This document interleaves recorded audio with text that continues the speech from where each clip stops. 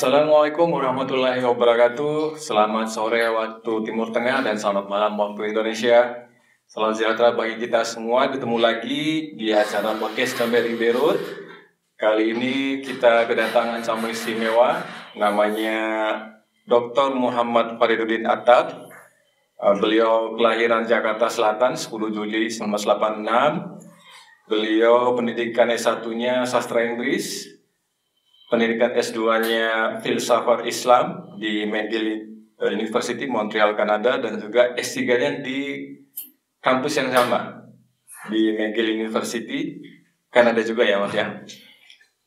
Kali ini kita akan mengupas tema yang mungkin sebagian masyarakat kita awam, tetapi dengan narsum kita pada sore hari ini mudah-mudahan bisa memberikan pencerahan bagi kita semua.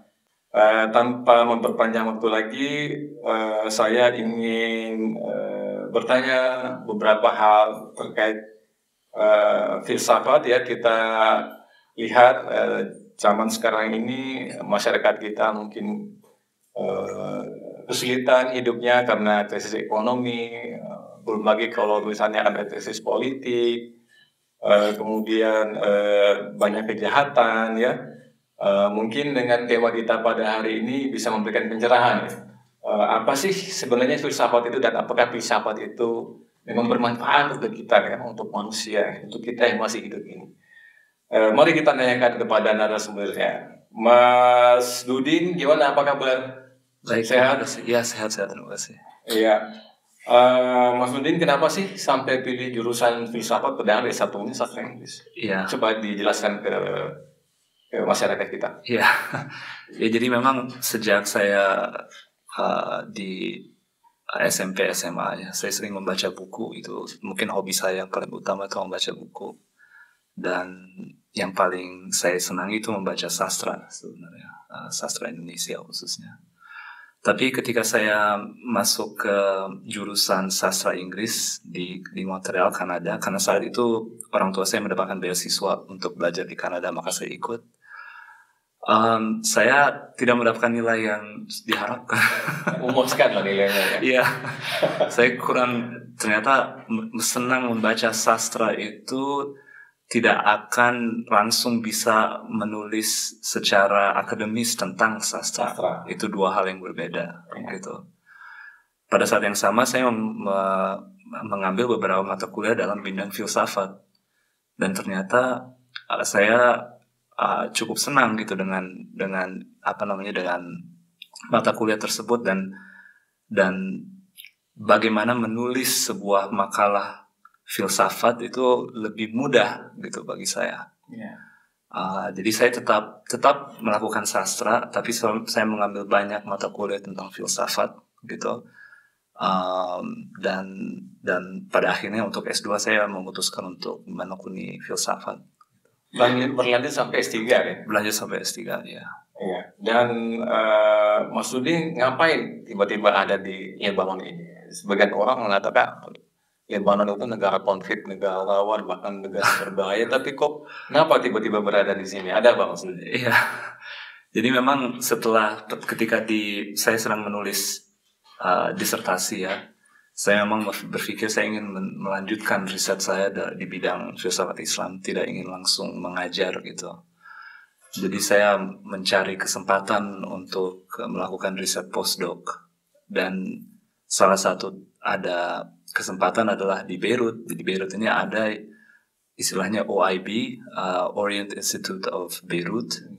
Itu institusi Jerman di bawah fondasi Max Weber. Dan mereka merekrut berbagai peneliti ya di dunia untuk melanjutkan penelitiannya di Beirut. Dan mereka memang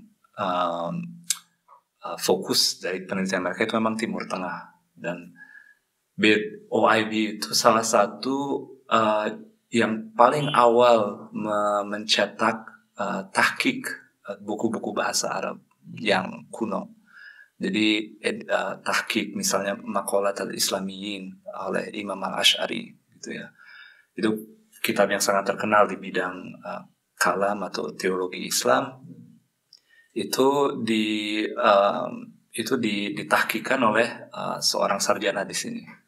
Dia di bawah OIB gitu. Jadi memang reputasinya sebagai institusi yang melakukan riset fundamental gitu ya tentang sejarah, kebudayaan Islam dan teks-teks Islam, turos ya, itu sangat besar, sangat dikenal. Maka saya kesini gitu. Ya, jadi ada kekhususan ya Lebanon itu dengan adanya OIB itu ya, Iya. sehingga kemudian Mas Dudi memutuskan untuk kuliah di Lebanon ya, penelitian postdoktoral ya, Mas, Iya. di bidang filsafat untuk kawasan Timur Tengah. Kawasan Timur Tengah. Ya. Baik, sebelum kita lanjut ke inti yang akan kita bahas ya, sebenarnya kalau Mas Dudi sendiri nih dengan mempelajari filsafat dari S2 sampai S3, kalau mau diambil kata kuncinya filsafat itu apa sih supaya masyarakat itu agak melek sedikit gitu. Jadi jangan sampai kita mengucapkan filsafat kemudian masyarakat kita apaan itu gitu. Iya. Makhluk apa gitu. Iya. Gimana Mas Dudi? Bisa nggak memberikan sedikit pencerahan kepada kita filsafat itu apa sih sebenarnya? Iya, mungkin. Dan apa yang membedakan filsafat dengan agama? Oke, itu mungkin pertanyaan yang sangat ini ya, sangat rumit. Jadi saya mulai dengan yang pertama aja ya. Filsafat memang itu dari bahasa Yunani awalnya ya. Philo sama sophos, yang philo itu cinta dan sophos itu adalah hikmah atau pengetahuan gitu ya, pengetahuan yang mendalam. Dan itu kata tersebut dicerap oleh para ilmuwan Muslim menjadi falsafah gitu ya. Nah, tapi itu kan asal usul historisnya ya, bagaimana kata itu masuk ke dalam kosakata bahasa Arab dan dari kosakata bahasa Arab masuk ke dalam bahasa Indonesia menjadi falsafah atau filsafat ya. Tapi kalau dari kita melihat apa itu filsafat, dan pada intinya ya itu sebenarnya bukan suatu bentuk pemikiran yang utuh gitu. Filsafat itu sebuah perspektif sebenarnya. Perspektif di mana kita kan sebagai masyarakat banyak yang kita terima sebagai hal-hal yang pengetahuan umum lah, misalnya apa itu, kita kan setiap hari melakukan itu tidak adil, itu tidak baik. Tapi ketika kita mulai berpikir, oke, apa itu yang dimaksud dengan yang adil itu, terlepas dari otoritas yang yang menentukan apa itu adil. Gitu. Soalnya kan di sekolah kan mungkin itu pertama kali kita menemukan kata-kata. Pada saat kita mulai berpikir apa itu adil berdasarkan pemikiran kita sendiri, gitu ya, atau sesuai dengan untuk diri kita sendiri, gitu, tanpa otoritas, gitu. Itu kita sudah mulai sebenarnya berfilsafat. Gitu. Jadi filsafat itu perspektif sebenarnya, dan tentang kepercayaan yang umum kita terima gitu, tapi dengan lensa yang lebih tapi kita ingin menentukan kebenaran sesuatu atau makna dari sebuah ide untuk diri kita sendiri, gitu. Itu kita mulai melakukan hal tersebut, itu kita sudah mulai berfilsafat. Gitu. Nah ini kalau kalau kita cerna sedikit dari apa yang disampaikan Mas Dudin ya, bahwa filsafat itu terdiri atas dua kata, philo dan sophos ya. Philo itu cinta dan sophos itu hikmah. Atau pengetahuan, dan pengetahuan di sini tentu pengetahuan yang mendalam. Ya. Digabungkan menjadi satu kata. Ya, Anda bisa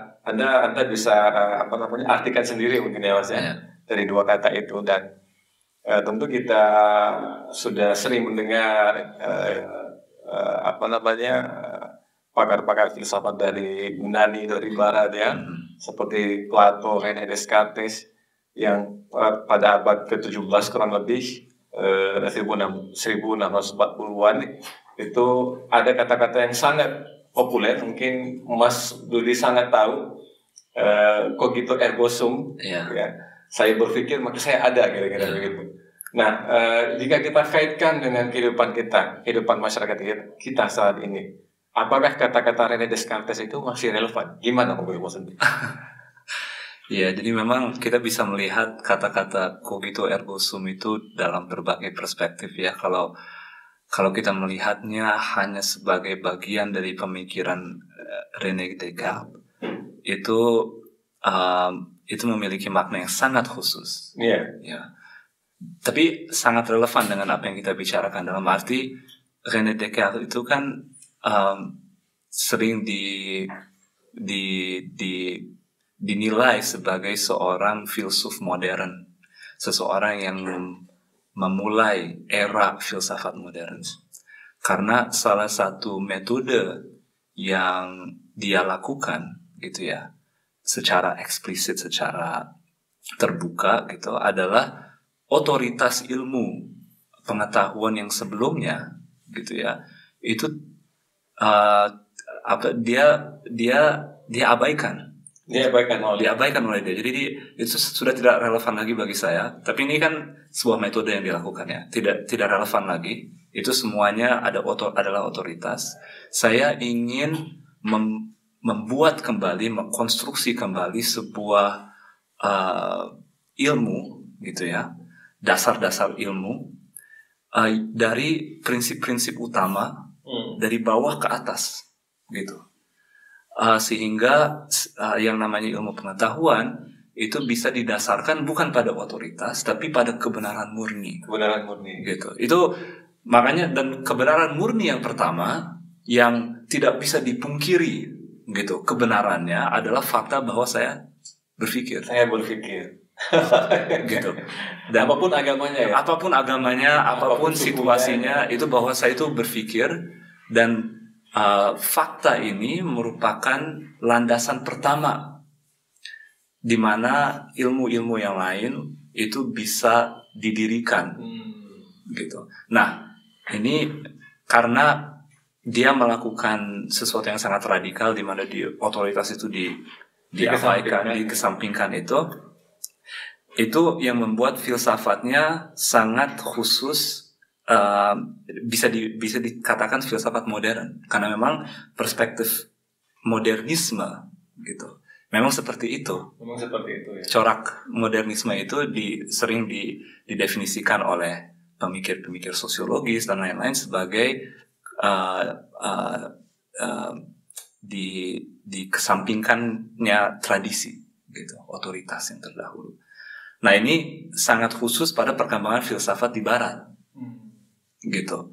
Dan sampai sekarang pun yang kita anggap apa itu filsafat di baik di Indonesia atau di dunia Arab atau di barat adalah seperti itu, di mana orang sendiri, individualis, berpikir untuk diri sendiri dan reject tidak menerima tradisi, tidak menerima otoritas. Gitu. Dan ini sebenarnya bukan filsafat yang dilakukan oleh orang-orang non-Eropa sebelumnya, seperti tradisi filsafat Islam, tradisi filsafat Yunani pun tidak seperti itu. Begitu. Mereka selalu menerima tradisi sebagai aspek dari pemikiran. Tidak ada dalam metodenya berfilsafat sebuah kewajiban ya untuk menolak otoritas atau tradisi gitu.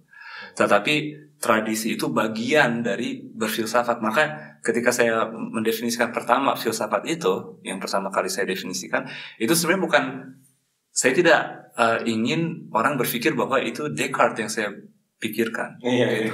Tapi kalau berpikir untuk diri sendiri itu berbeda dari menolak tradisi. Gitu. Jadi menarik ya.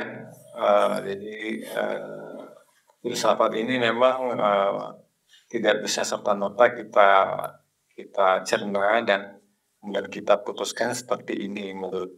Karena tentu filsafat itu tidak berdiri sendiri, Mas ya. Jadi ada hal-hal yang melatar belakangi sehingga muncul pemikiran seperti ini. Tentu ketika René Descartes menyampaikan itu, tentu dia juga ada backgroundnya ya. Sehingga dia berani mengatakan saya berpikir maka saya ada. Dan tadi Mas Udi mengatakan bahwa dengan pemikiran seperti itu menjadi landasan banyak pemikir-pemikir filsuf yang lain ya setelah beliau. Dan itu sampai sekarang mungkin masih ada ya, Mas. Maksudnya pengikut beliau masih banyak ya, terutama di Barat. Di dunia Islam sendiri. Ya, gimana ya? Jadi metode filsafat Descartes itu sering disebut sebagai metode geometris berfilsafat. Karena kalau kita misalnya geometri Euclid misalnya, Euclid saya kurang tahu bagaimana di Indonesia dibahasakannya gimana. Itu kan dimulai dengan aksioma tertentu gitu, tentang apa itu sebuah baris, apa itu sebuah segitiga dan lain-lain. Dan dari aksioma-aksioma yang mendasar itu sebuah ilmu yang sangat rumit itu bisa terbentuk gitu. Sebenarnya Descartes itu dari sisi metode geometris ya, itu sudah dalam waktu hidupnya pun sudah tidak diterima lagi. Gitu. Tetapi memang betul bahwa di Barat itu dan ini aspek antropologi dari filsafat. Dan maksud saya itu kultur filsafat ya, berbeda dari metode filsafat. Kultur berfilsafat di dunia Barat memang berlangsung sepertinya Descartes, di mana setiap filsuf itu seperti melahirkan sebuah tradisi baru. Ada tuntutan seorang pemikir itu seorang individual yang melahirkan pemikiran dari dirinya sendiri. Gitu, sehingga membentuk sebuah metode atau pemikiran yang bisa kita kasih nama misalnya gitu ya. Apa itu kaum empirisis atau kaum rasionalis, kaum fenomenologis, kaum eksistensialis, itu ada sekolahnya masing-masing gitu. Dan sampai sekarang pun yang dinamakan yang dalam khayal umum ya, yang dipikirkan orang siapa itu filsuf itu seperti itu, lahir dari diri sendiri keluar. Filsafat sebuah bentuk ilmu yang baru gitu, atau perspektif tentang dunia yang baru. Di tradisi-tradisi filsafat yang berkembang di dunia Islam, di dunia Hindu, dan di dunia Yunani itu berbeda. Gitu. Itu lebih mungkin kita bisa bicarakan nanti. Tapi itu yang kita pikirkan apa itu filsafat biasanya adalah filsafat Barat, cara berfilsafat acara Barat gitu. Iya. Secara umum ya. Soalnya Barat pun sangat kompleks ya, bukan sesuatu yang monolitik gitu ya. Filsafat Barat itu sangat kompleks, seperti halnya filsafat Islam itu sangat kompleks. Iya. Menurut Mas Budi sendiri nih, jika filsafat ini kita bawa dalam kehidupan yang real, kehidupan kita sehari-hari, untuk masyarakat Indonesia misalnya, kalau dari kacamata Mas Budi, lebih cocok menggunakan filsafat apa?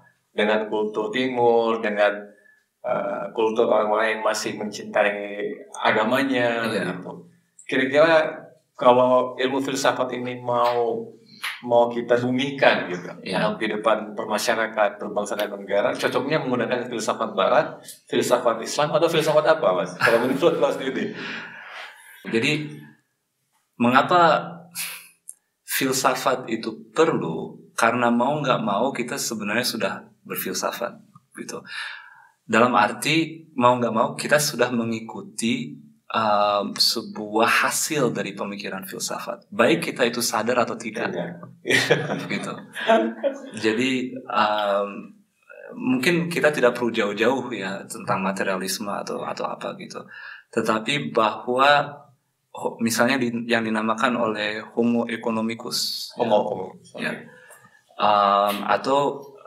itu kan dianggap bahwa ada sebuah perspektif dalam ilmu ekonomi yang mainstream gitu ya, bahwa kebutuhan, keinginan manusia itu tidak akan selesai, selalu ada gitu kan, dan itu harus dipenuhi gitu kan, dan itulah yang mendorong ekonomi gitu ya, untuk terus berjalan tanpa karena. Dan problematika dari ekonomi itu kan adalah dua asumsi bahwa manusia itu memiliki keinginan yang patut dipenuhi gitu ya, dan yang kedua bahwa sumber-sumber untuk memenuhi kebutuhan tersebut itu tidak terhingga, maksudnya tidak tak terhingga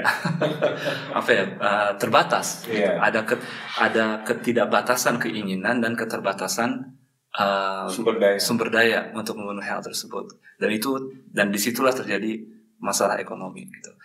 Tapi sebenarnya ini adalah perspektif filsafat, asumsi bahwa sumber daya itu terbatas. Gitu. Tapi keinginan manusia tidak terbatas, Mas. Dan gimana ini? Iya. Nah ini kan jadi filsafat masuk ketika kita mempertanyakan asumsi tersebut, gitu. Dan melahirkan misalnya tuntutan atau perspektif tentang apa itu manusia gitu ya, yang tidak terpatok pada homo economicus gitu. Nah kalau seandainya kita tidak mampu bersikap kritis terhadap hal ini gitu ya, maka itu akan sangat mudah untuk terlarut dalam model ekonomi seperti itu gitu. Dan ini hanya satu contoh gitu. Banyak sekali contoh-contoh yang lain gitu.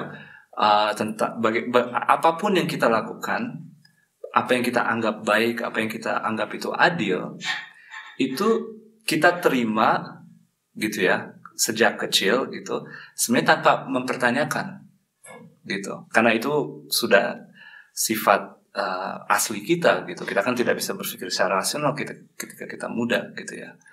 Tetapi dan jadi mau nggak mau kita sebenarnya sudah berideologi gitu ketika kita. Nah filsafat itu menawarkan sebuah jalan di mana kita bisa keluar dari permasalahan. Bukan hanya permasalahan, keluar dari keterbatasan gitu, keterbatasan kita gitu, di mana kita lahir, di mana kita tumbuh gitu, sehingga kita bisa lebih menentukan arah hidup kita sendiri secara independen gitu, tanpa ada pembatasan otoritas dan seterusnya ya. Jadi bisa disimpulkan bahwa berfilsafat itu artinya berpikir secara radikal ya, betul, mencari sesuatu yang mungkin lebih baik, atau ya lebih benar ya. Dan kadang-kadang bagi yang berfilsafat belum tentu lebih baik bagi dirinya sendiri gitu ya. Tapi yang namanya radikal, kita jangan anggap radikalisme ya.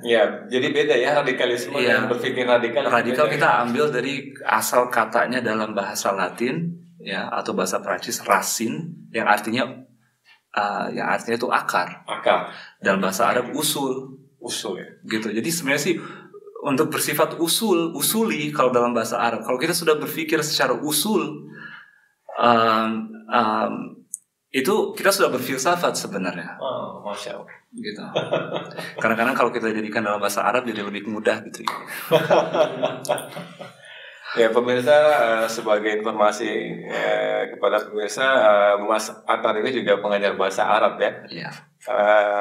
Di tempat Mas Akbar, mungkin di Kanada. Di Kanada ya. Sehingga beliau sangat mengerti ketika membawa ilmu filsafat ini ke dalam dunia Islam. Dan yang memang sejalan dengan apa yang beliau lakukan saat ini, melakukan penelitian postdoktoral di Lebanon ini juga tidak jauh dari filsafat Islam ya Mas. Iya. Jadi sangat menarik ya tadi penjelasan dari Mas Rudi ya, kaitan antara filsafat dengan kehidupan masyarakat zaman sekarang ini ya. Secara sadar atau tidak sadar sebenarnya masyarakat itu sudah berfilsafat ya sebenarnya, walaupun dia tidak harus mengikuti kuliah filsafat ya, atau lulus jurusan filsafat, tapi sebenarnya manusia itu sudah berfilsafat dengan sendirinya. Atau sudah melakukan komitmen pada sebuah perspektif filsafat tertentu gitu. yang menjadikan seorang berfilsafat itu ketika asumsi tersebut dipertanyakan gitu. Itu pada saat itu kita sudah mulai berfilsafat. Dan itu adalah watak orang gitu. Kadang-kadang ada orang memang yang lahir dari sejak kecil itu tidak akan dengan mudah menerima ajaran orang tua atau ajaran guru gitu. Benar. Dan ingin selalu mempertanyakan.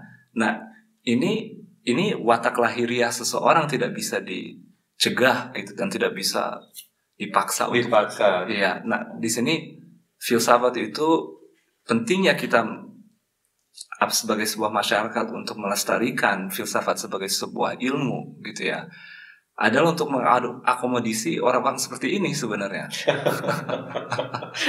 Gitu. Karena orang-orang seperti ini mempunyai bakat tertentu gitu ya. Tidak semua orang, ini bukan bakat ya, mempunyai sifat tertentu gitu. Orang punya bakat yang berbeda-beda gitu. Dan ketika sebuah masyarakat itu tidak mengajari filsafat dalam sistem pendidikannya, mereka akan terlantar gitu, dan bakatnya akan sia-sia. Dan saya melihat teman-teman saya yang pandai berfilsafat di Indonesia gitu ya, karena situasi ekonomi atau karena tidak dikembangkan, mereka sama seperti yang pintar melukis atau pintar berseni gitu. Kalau tidak diberikan wadah itu akan sia-sia ilmunya gitu. Padahal yang namanya filsafat itu, kalau orang sudah mengembangkan cara berfilsafatnya untuk masuk ke ranah baik itu politik atau ekonomi atau agama, itu pasti mereka akan mengaplikasikan bakatnya dengan cara yang unik, dan malah masyarakat bisa berkembang dengan cara yang berbeda gitu. Ada kultur yang berbeda yang muncul gitu.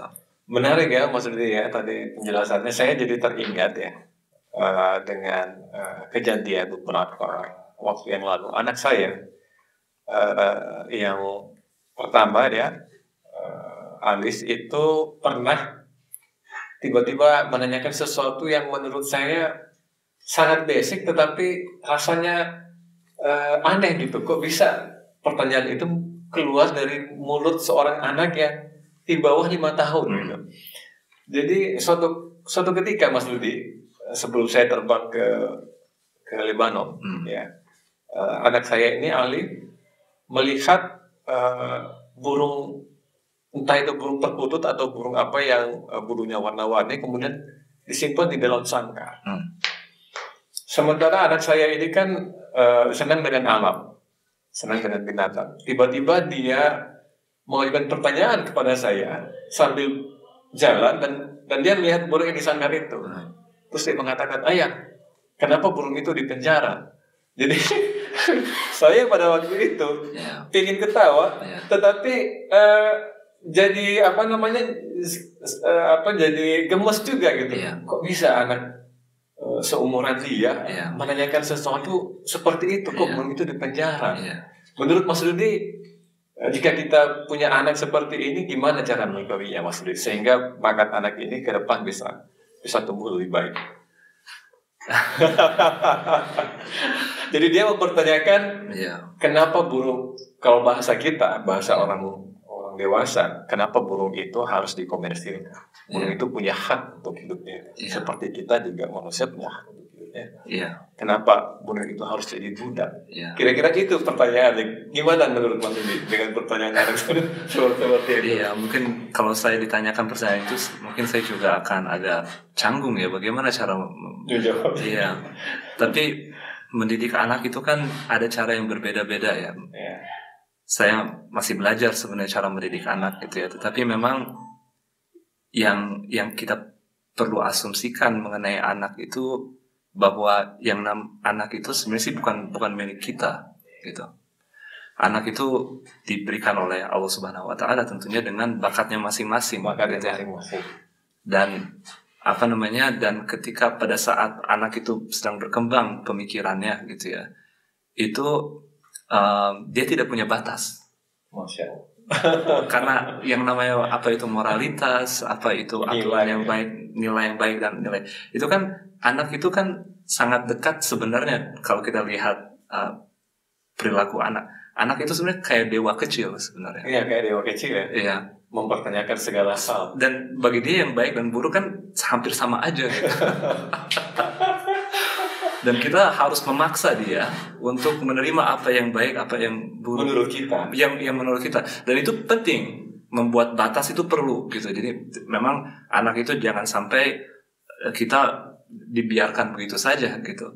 Tetapi ketika ada cara kita berinteraksi dengan anak di mana itu kita bisa memberikan jawaban terhadap pertanyaan tanpa membuat anak tersebut merasa bersalah telah bertanya. Iya. Jadi yang paling utama itu bukan jawaban yang sebenarnya bagi saya ya. Iya. Jawaban yang benar atau yang sesuai dengan filsafat. Yang paling penting adalah bagaimana kita menjawabnya sehingga dia tidak takut lagi untuk bertanya. Untuk bertanya. Gitu. Ya. Jadi ini satu masalah juga ya bagi orang tua. Walaupun kita mungkin sudah lama sekolah, kita dididik di sekolah dasar 6 tahun, SMP 3 tahun, SMA 3 tahun, kuliah 4 tahun, S1, S2, S3, ternyata mendidik anak itu, mengarahkan anak itu ternyata tidak mudah ya bagi saya. Apalagi menghadapi anak-anak yang memang punya pemikiran yang kita katakan sesuatu yang di luar mainstream gitu. Jadi ada memang anak-anak yang diberikan bakat alamiah. Mempertanyakan sesuatu yang mungkin jarang ditanyakan oleh orang awam gitu. Dan ini menurut saya penting ya filsafat itu bahwa ternyata ya filsafat itu punya dunianya sendiri. Dan ketika dunia ini dibatasi dia tidak berkembang. Gitu ya maksudnya. Iya betul, itu betul sekali menurut saya. Jadi misalnya Al-Ghazali ya, saya mengambil contoh Al-Ghazali. Al-Ghazali menulis sebuah buku namanya Al-Muqid min ad-Dhalal. Dan di sana dia mengatakan sesuatu yang sangat mirip dengan Cogito ergo sum. Gitu. Itu biografi, dia menulis buku tersebut ketika umurnya sekitar 53 tahun. 53 tahun. Beliau meninggal sekitar 55. Jadi hampir 2 tahun sebelum beliau meninggal. Dan di situ dia mengatakan bahwa saya sejak kecil menerima ajaran orang tua, tetapi pada suatu saat saya menolaknya, gitu. Dan ketika dia membahas tersebut, dia pada saat ini terjadi itu pada saat dia masih ketika mungkin SMP, SMA lah, 14-15 tahun. Ini terjadi pada dia, gitu. Dia terjadi sesuatu dalam dirinya di mana dia tidak bisa, semua hal yang diajari pada dia itu diragukan. Itu Al-Ghazali. Dia nulis seperti itu. Ini jarang sekali kita baca mungkin kitab Al-Ghazali, kecuali Kiai Haji Muhammad Abdullah bin Nuh dari Bogor yang menerjemahkan Al-Muqid min ad-Dhalal ke dalam bahasa Indonesia. Ini jarang sekali, buku ini diterbitkan sekitar tahun 50-an. Sampai sekarang tidak ada edisi berikutnya. Memang sesuatu yang jarang dibahas di kalangan ulama saat ini. Nah, Al-Ghazali itu ingin menunjukkan bahwa bahwa hal-hal seperti itu terjadi gitu, bahwa ada orang-orang yang memang seperti dia gitu. Dan akhirnya dia menjelaskan bahwa dia mendapatkan imannya kembali, mendapatkan kepercayaannya pada nilai-nilai yang di masyarakat itu dia kembali menerimanya gitu. Tetapi setelah proses keraguan, dan dia secara sangat terbuka menulis hal ini gitu. Bahkan dia menyatakan hadis yang sangat penting bahwa bahwa orang lahir itu dengan fitrah, dan orang tuanya lah yang menjadikannya seorang Nasrani, Yahudi atau seorang Nasrani sama Yahudi. Tapi dia menambah dan Muslim. Dia menambahkan ya. Dia menambahkan di hadisnya biasanya di sanad-sanad yang saya baca itu tidak ada yang Muslimnya. Ditambah sama dia. Jadi ini yang namanya radikal. Kita jarang sekali melihat Al-Ghazali sebagai pemikir yang radikal dalam bentuk ini, tapi dia sedang ingin menunjukkan sesuatu pada kita, gitu. Dan ketika dia menulis misalnya At-Tahafut Al-Falasifah, bukunya di mana dia menolak beberapa aspek pemikirannya Ibnu Sina, dia menulis buku itu. Kalau kita membaca pendahuluannya ya, itu diperuntukkan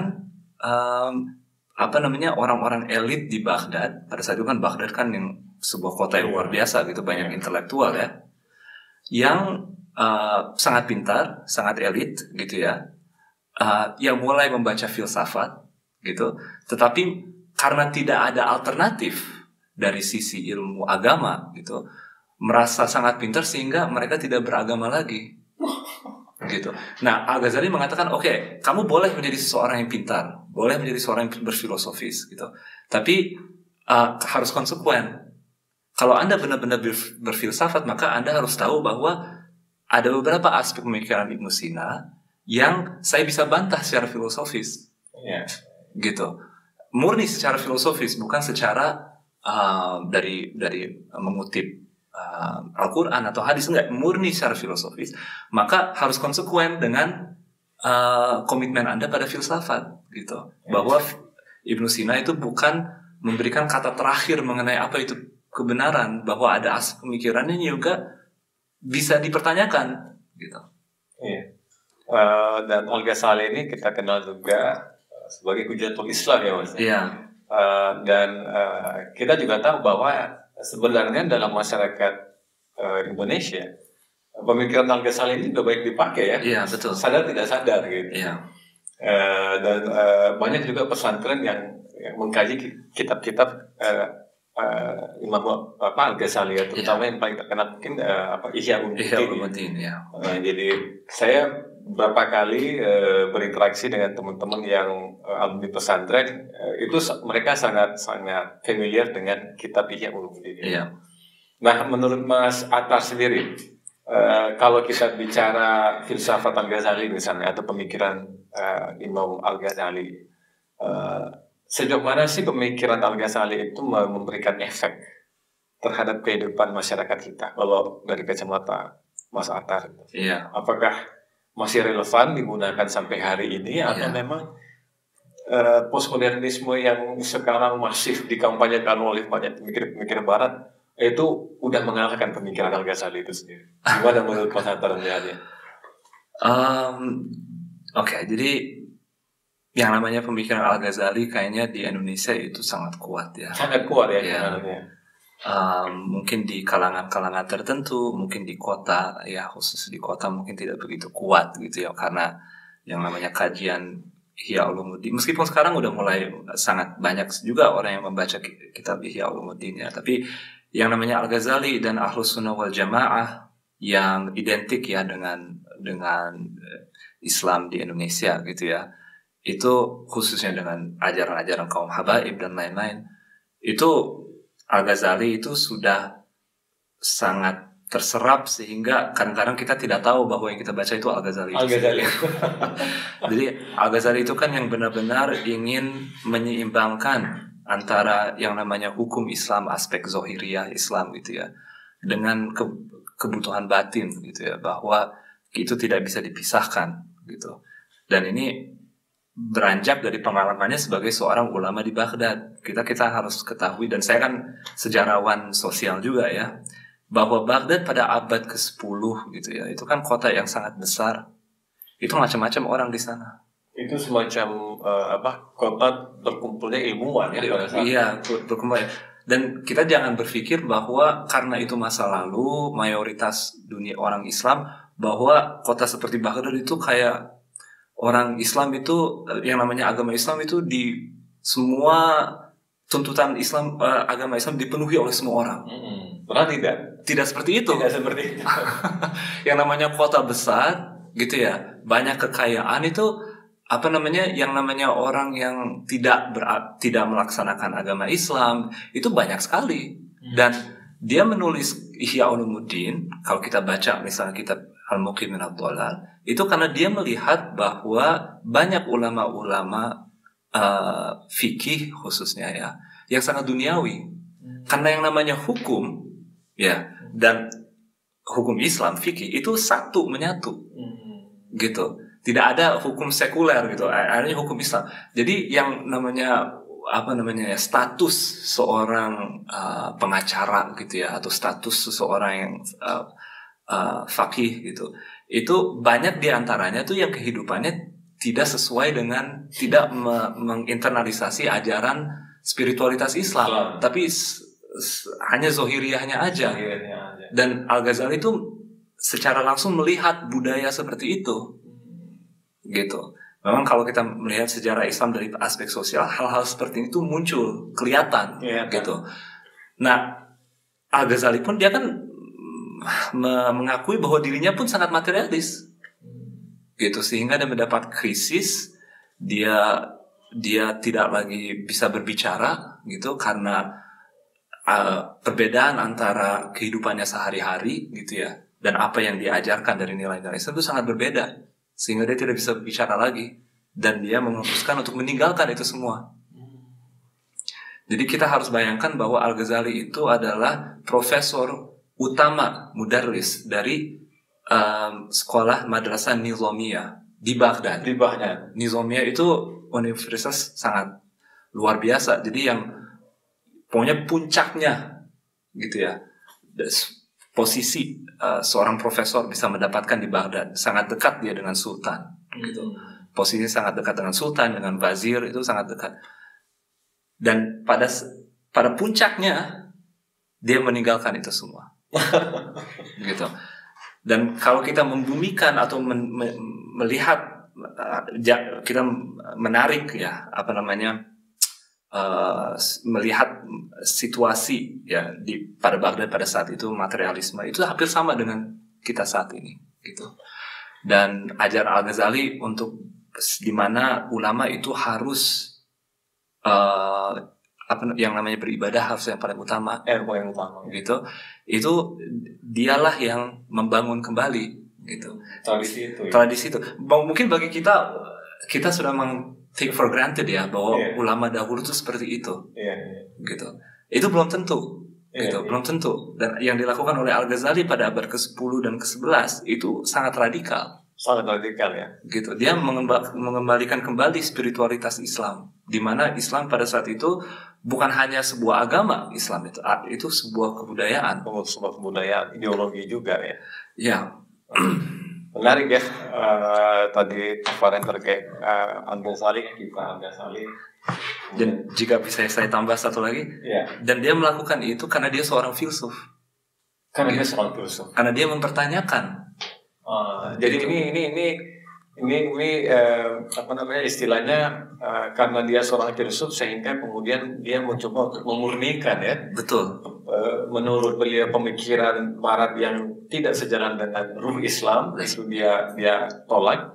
Sementara yang sesuai dengan nilai-nilai atau spirit Islam dia lembagakan. Atau pemikiran Yunani kuno. Jadi sebenarnya Al-Ghazali ini tidak 100% menolak filsafat Barat. Ada sebagian yang diterima, ada yang ditolak ya. Betul. Jadi Al-Ghazali itu Yunani kuno ya. Soalnya yang namanya Yunani kuno itu bukan Barat sebenarnya. Bukan Barat ya. Atau bukan yang kita pikirkan Barat saat ini gitu ya. Kadang-kadang sering sering digabungkan gitu. Tapi betul, jadi yang ditolak oleh Al-Ghazali itu hanya sebagian ya. Tapi ada aspek ajaran lain yang diterima gitu oleh Al-Ghazali, seperti logika gitu itu tentang jiwa, apa itu jiwa manusia.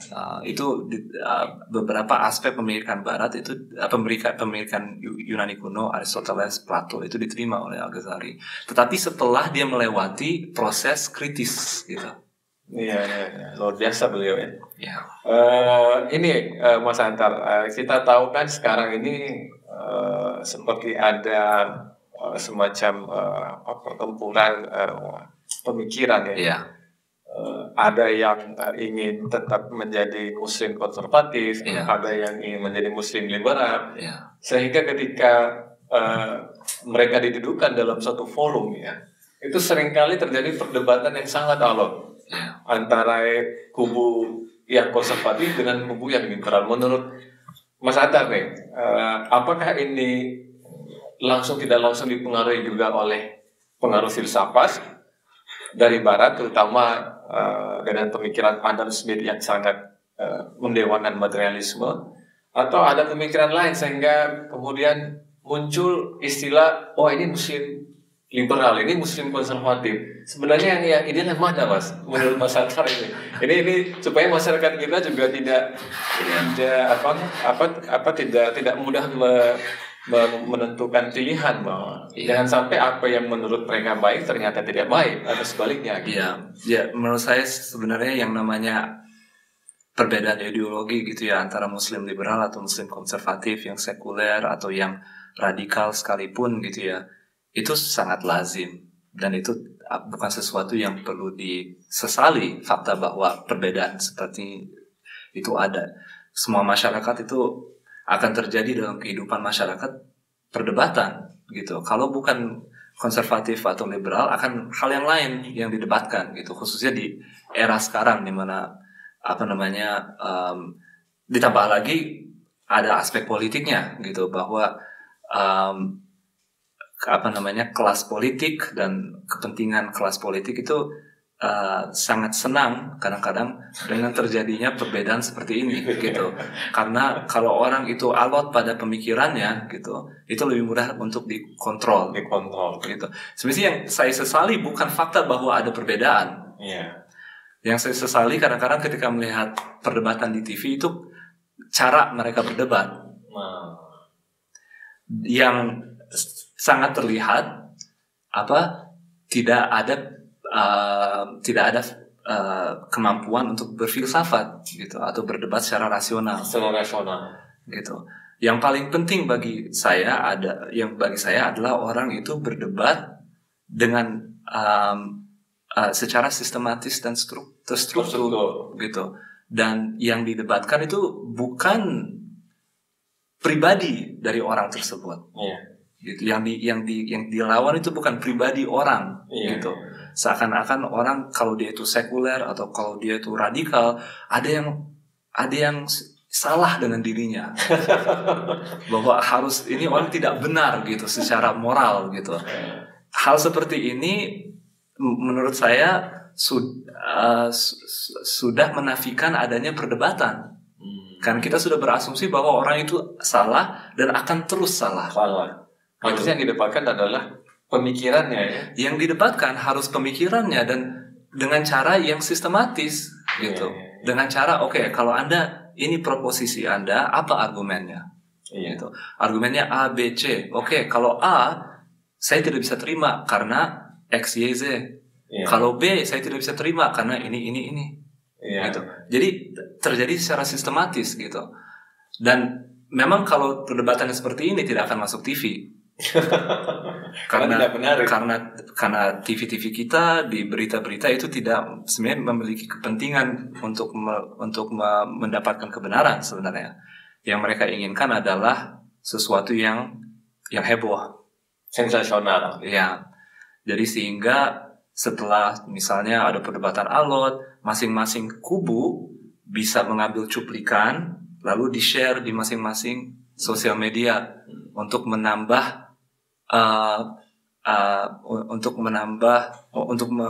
menguatkan perspektif kubu masing-masing bahwa dirinya benar.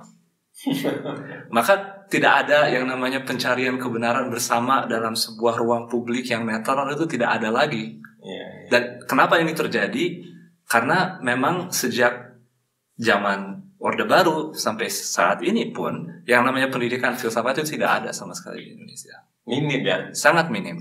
Karena memang kalau Anda memperbolehkan orang berfilsafat secara bebas dan itu memang akan ada kemungkinan bahwa orang itu memberontak pada rezim, pada ideologi yang berkuasa dan lain-lain.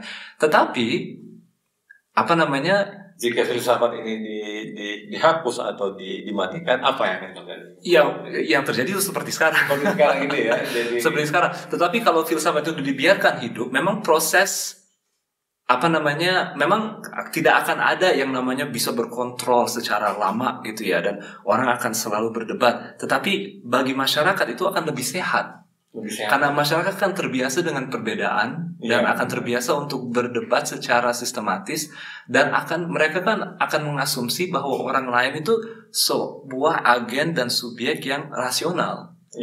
Dan kalau kita tidak bisa berasumsi bahwa seseorang itu rasional dan kita menganggap itu dipengaruhi ini atau itu dipengaruhi itu, dan tidak ada lagi kemungkinan bahwa orang itu bersikap rasional, itu maka tidak akan ada perbicaraan sama sekali dan konflik akan lebih mudah terjadi.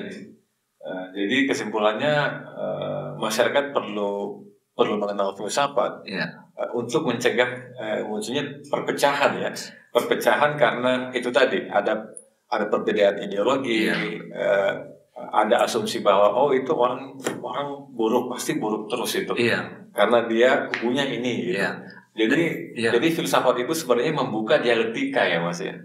Jadi dengan adanya filsafat orang akan senantiasa berpikir dan tidak perlu mengatakan saya yang paling benar ya Mas ya. Dan bukan hanya itu, kita juga tidak lebih mudah untuk dikontrol oleh atau dihasut ya.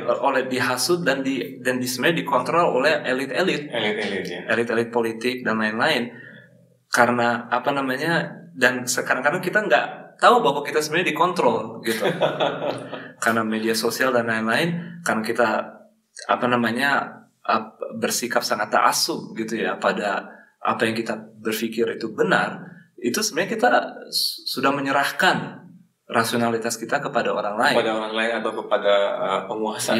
Biarkan mereka yang berpikir atau yang mengatur, kita nggak usah berpikir. Nggak usah berpikir. Jadi dan dalam hal ini bukan hanya, jadi yang sebenarnya gagal bukan hanya masyarakat sebenarnya, tapi intelektual Indonesia gitu ya, yang muncul misalnya di televisi gitu ya. Kadang-kadang mereka juga sangat salah gitu. Tidak memberikan contoh yang baik mengenai apa itu perdebatan yang layak, apa itu perdebatan yang kualitatif, yang berkualitas. Malah mereka sangat tidak bertanggung jawab gitu karena cara berbicara. Sehingga banyak kita lihat postingan netizen itu saling mencaci maki.